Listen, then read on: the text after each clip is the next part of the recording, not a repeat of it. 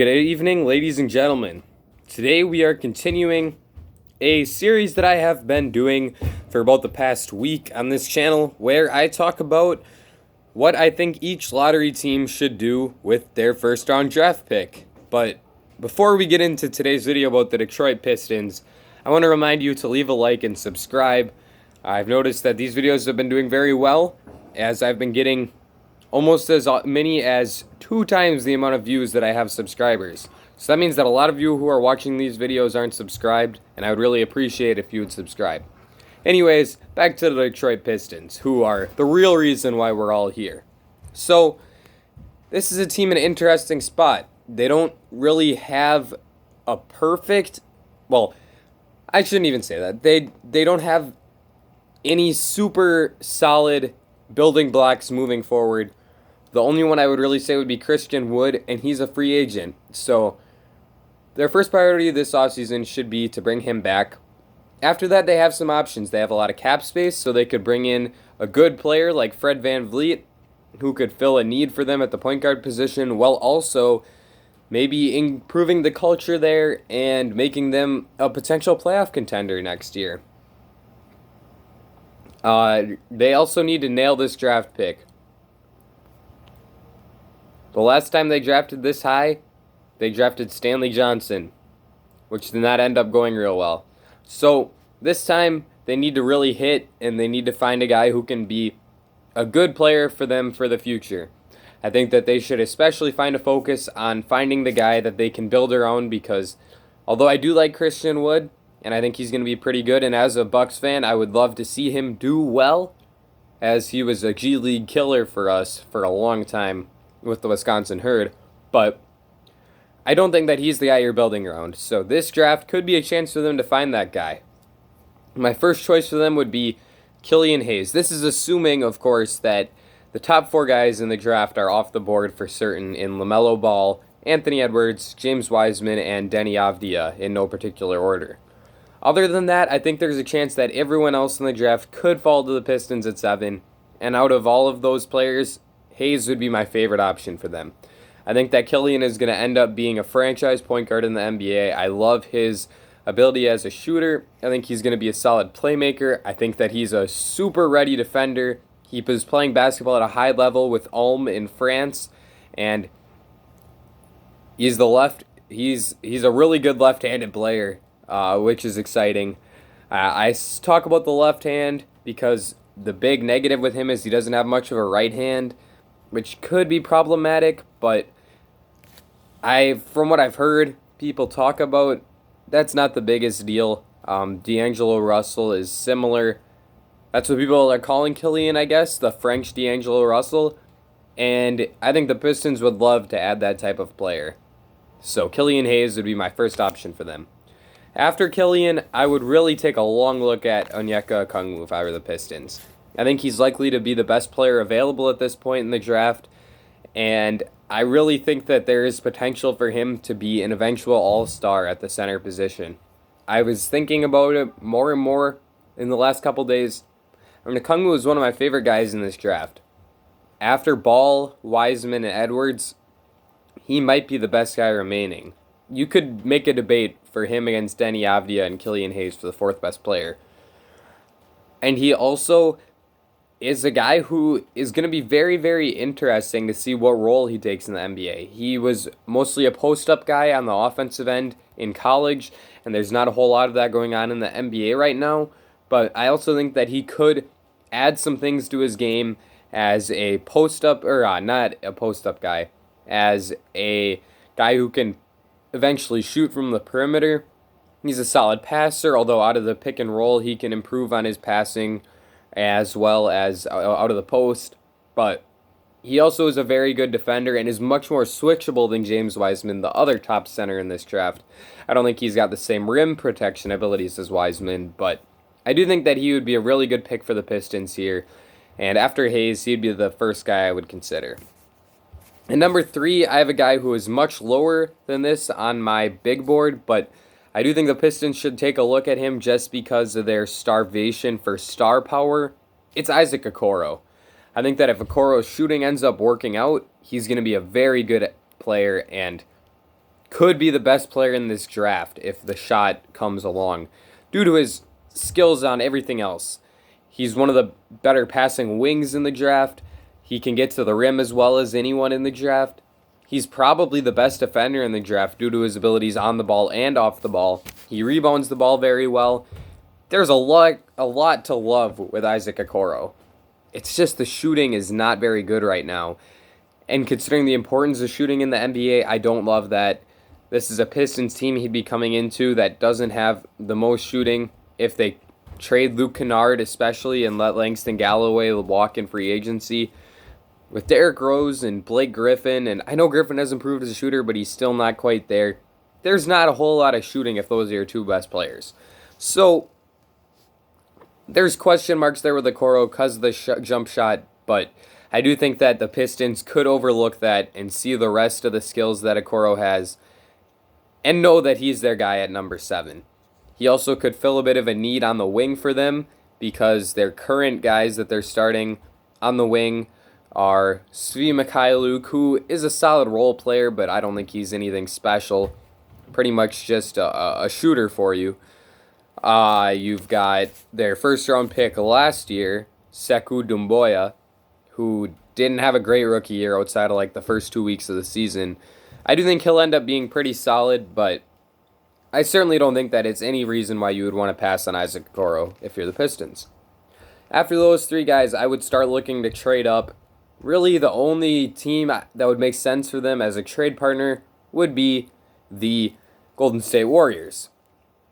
I think if you could move up to 2, that would be perfect if you're the Pistons. And the offer that could get you there would be Blake Griffin and Luke Kennard, as well as the 7th pick, in exchange for the 2nd pick and Andrew Wiggins. Now, at first glance, you might think, well, Blake Griffin is getting paid a lot. There's no guarantee that he'll be healthy. So why are the Pistons moving up in this draft, if not moving down, from unloading his contract? Well, the simple reasoning behind that is that Wiggins' contract is just flat out worse than Blake's is. Obviously, Wiggins is more of a guarantee to be out there on the court, but when he is on the court, he's nowhere near the same ballpark as Blake Griffin as a player. And his contract is also 1 year longer. So, if you're the Warriors, you could bring in Blake Griffin, you could bring in Luke Kennard, who can be another solid role player for you, as a guy who can really shoot the ball really well. You also get the 7th pick, where you can add some young talent. Maybe it's Devin Vassell, maybe it's Isaac Okoro, maybe it's Killian Hayes, Tyrese Halliburton. There would be options there for them at 7 if they were to trade down. If you're the Pistons, you're trading up to get that star that I was talking about. I really do think that they need to infuse this team with a star.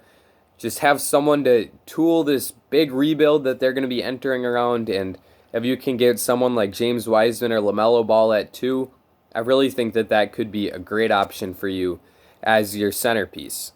You also bring in Andrew Wiggins, who, like I said, is on a pretty atrocious contract. But the Pistons have cap space, and Wiggins could be a reclamation project for them. Maybe they can turn him into a above-average NBA wing. And if they can do that with the value that wings have, especially wings that can score the ball like Andrew Wiggins, this could end up being a very solid trade for the Pistons. In the end, I don't think the Warriors would do it due to the uncertainty around wrong former Piston. The questions are on Blake Griffin's health, but I do think that this could be a very interesting idea. My next option for them would be to draft Tyrese Halliburton.